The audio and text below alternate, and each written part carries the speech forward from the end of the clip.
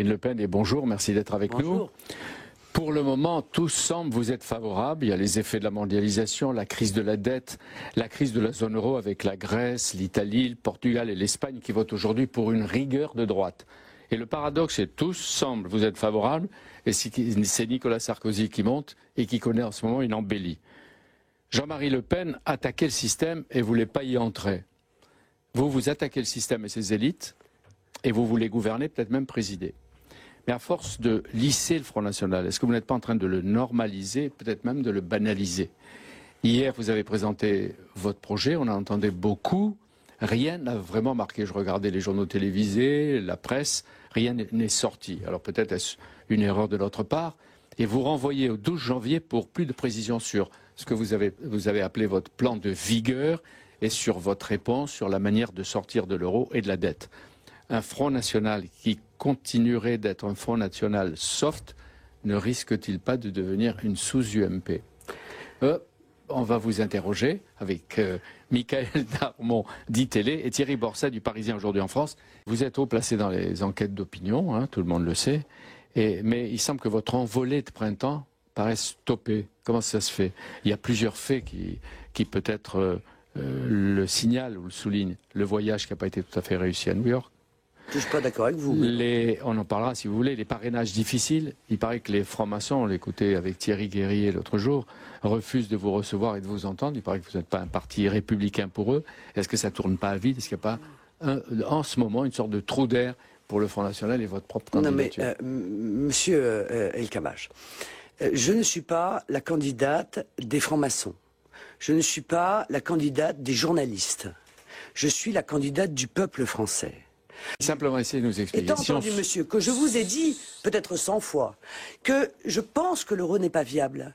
Je veux donc anticiper l'effondrement de l'euro plutôt que de subir l'effondrement de l'euro. Je vous signale que j'ai été rejointe sur ce sujet par plusieurs prix Nobel d'économie américains, notamment, qui concluent que les pays européens vous l'avez dit 100 fois, de la zone euro ne faisons pas une 101e fois. Devraient prévoir, si je le redis parce que c'est important, devraient prévoir un plan planifié de sortie. Mais vous savez très bien que les Américains, prix Nobel ou pas prix Nobel, depuis longtemps, ont comme cible la zone euro et l'euro. Il y a la domination du dollar, éventuellement de la monnaie chinoise, et qu'ils ont dans le collimateur l'euro. Il ne faut pas nous les citer comme exemple. Non, monsieur, parce que je vais vous dire pourquoi. Ce ne sont pas des pro-européens fanatiques. Moi, je pense au contraire, monsieur, que les États-Unis ont tout intérêt à ce que nous conservions l'euro, puisque cet euro qui devait être une arme de puissance est devenu une arme de spectaculaire faiblesse économique.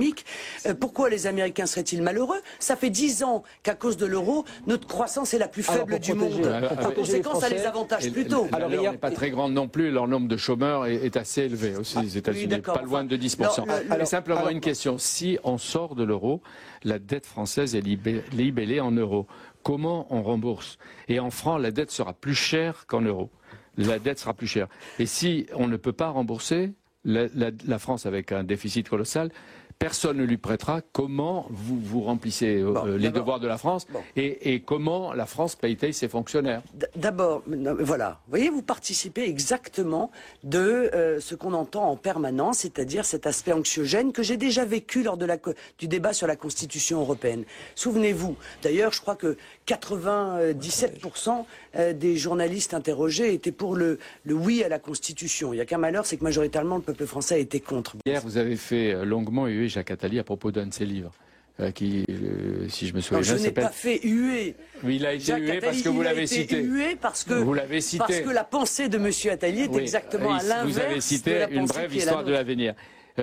Qu'est-ce que vous avez dit? Qu'il propose un marché mondial libre où tout serait nomade, oui, c'est ça, M. Attali a tenté de décrire le monde que nos dirigeants sont actuellement en train de construire, un hyper-empire dirigé par des hyper-nomades, avec l'émergence de l'homme nouveau, totalement coupé de ses racines. Mais est-ce que vous l'avez pas mal lu? Parce qu'il veut exactement le contraire. Il veut un état de droit mondial qui agisse contre les marchés. Est-ce que vous lui reprochez pas ce qu'il dénonce? Non, non, pas du tout. Monsieur Attali Le livre, vous l'aviez lu ou vous avez filé un c'est un grand extrait? défenseur de l'ordre marchand. Or, moi, je lutte contre l'ordre marchand. Je pense que cet ordre marchand a pris le pouvoir, non seulement dans notre pays, mais dans le monde. Aujourd'hui, ce sont les banques qui mettent leurs employés à la tête des États européens. C'est le cas pour Monsieur Draghi pour la BCE, pour Monsieur Monti, pour Monsieur Papademos. Je ne veux pas que ce soit les banques qui dirigent le monde. Je veux que ce soit les peuples qui dirigent leur propre pays. Pourquoi il faut attendre le 12 janvier pour avoir votre programme et surtout son chiffrage et son financement? Parce que est-ce que ça veut dire que la situation est tellement mouvante que vous n'arrivez pas à saisir Absolument en fait ce que vous voulez proposer? Absolument pas, monsieur. Mais il y a une loi de finances qui va être votée le 21 décembre. Je pense qu'il serait pas du tout crédible de pouvoir présenter un chiffrage avant le vote de cette loi de finances. Quel taux de croissance vous croyez pour 2012-2013? Zéro. Zéro. Tiers de la concurrence internationale déloyale. Et vous n'exportez plus. Vous n'exportez plus. Mais pourquoi chez ceux qui font des représailles puisque vous fermez les frontières. Mais monsieur, qu'il y ait une protection européenne ou une protection nationale. C'est incroyable de dire cela. Excusez-moi. Mais avant, nous protégions nos frontières comme le font tous les pays du monde. Il n'y a que la zone euro qui ne protège pas du tout ses frontières. Marine Le Pen, et le rôle multiforme, omniprésent du Qatar, qui aide des équipes de foot, le Paris Saint-Germain, qui aide les banlieues, dit le Parisien d'aujourd'hui, qui achète des hôtels, des immeubles, etc., et qui a l'air d'aider l'Europe et la France. Et d'ailleurs, j'ai noté que dans votre discours, en tout cas à la fin, vous avez allumé le Qatar. Mais on se demande pourquoi, alors qu'ils sont si généreux. Mais parce que, monsieur, nous savons pertinemment pourquoi le Qatar intervient comme ça dans l'économie française. Pourquoi ? D'abord parce que son dirigeant est un ami proche du président de la République. Voilà une manière de diriger qui est tout de même éminemment contestable. Le Qatar est un tout petit pays, mais un pays riche, c'est incontestable, et qui cherche aujourd'hui à obtenir un leadership. Pour cela, effectivement, ils investissent massivement au risque demain que nous ne soyons plus totalement sur le plan de nos investissements économiques libres. Et ça, c'est une difficulté. Ça, alors je n'ai pas. Ils ont une très belle télévision, Al Jazeera, qui est en train de déstabiliser tout le Moyen-Orient, le Maghreb. Est-ce que vous confirmez, Marine Le Pen, que si vous n'êtes pas élu président de la République, vous chercherez à être député ? Mais monsieur, je serai à la tête de tous les combats qui doivent être menés pour mon pays. Et si par malheur je ne suis pas élu, je serai à la tête de mes troupes, effectivement, dans le combat législatif. Mais le dire, est-ce que c'est pas déjà intégré votre défaite? Quand vous dites par malheur, si je ne suis pas élu par malheur, c'est pour qui? Pour vous? Pour le pays? Pour la France. Pour le pays? Pour le pays? Oui, je crois. Ah ouais. Oui. Vous avez une haute idée de vous ou du pays? Pardon? Vous avez une haute idée de ce que vous pouvez faire pour le pays? J'ai une grande idée de ce que je peux faire pour le pays, oui.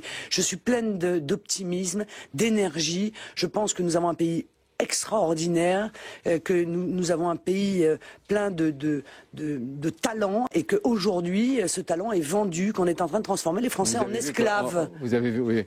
Oui, en esclaves, je le dis. Vous avez vu qu'en Grèce, il y a des gouvernements, vous l'avez dit tout à l'heure, un gouvernement d'union nationale. Non, il y a un gouvernement... Avec quatre fachos qui sont les héritiers des colonels grecs. Si en France, il y avait un gouvernement d'union nationale, est-ce que vous pensez que vous auriez votre place? Monsieur, écoutez, comment pouvez-vous dire cela? En Grèce, le gouvernement est un gouvernement qui est dirigé par un employé de banque et l'employé des marchés financiers qui ont contribué à ruiner la Grèce. Je pense que la France est à la... aussi dit, je serai candidate à la députation. Je pense que la France est à la croisée des chemins, qu'elle a un grand choix à faire entre un projet national et un projet mondialiste, c'est-à-dire entre la dilution et la disparition qui est portée par l'UMP et le PS. Mais la France est dans l'Europe, elle est dans le monde, on ne peut pas nier. Elle a toujours été dans la France et dans le monde, et elle a été puissante, et elle a été écoutée, et elle commerçait, et elle avait une balance commerciale excédentaire. Vous auriez dû passer au G20, vous auriez vu si la France était écoutée ou pas. Aujourd'hui, monsieur, elle a été profondément affaiblie par, encore une fois, la volonté de ceux qui l'ont dirigée. Et c'est eux qui portent cette responsabilité. Depuis combien d'années ? Je crois que leur crédibilité est profondément mise en cause, compte tenu des résultats que l'on peut voir aujourd'hui, un pays en faillite, un pays sous dépendance, un pays qui s'est aligné sur la politique américaine, un pays qui est aujourd'hui, encore une fois, esclave des marchés financiers au point que toutes les richesses qui vont être créées par les Français devront servir à rembourser les dettes que n'ont pas contractées les Français et qu'ont contracté leurs dirigeants. Comment vous faites pour avoir le sentiment ou donner le sentiment que vous avez toujours raison et toute seule? Jamais vous êtes touché par ça de doute? Jamais. Mais monsieur, et moi je regarde tout ce qui est dit, mais je ne doute pas dans mon pays. Non, je ne crois pas qu'il soit petit, il n'a pas besoin qu'on doute de lui, il a des forces et des atouts. Comme on nous le raconte en permanence, toute la classe politique est toujours en train de dire le pays est petit et faible. C'est cette classe politique, encore une fois, qui est petite et faible. Et c'est pour ça qu'il faut la changer. Nous nous retrouverons sans doute pour d'autres émissions, de grands rendez-vous d'ici à la campagne présidentielle.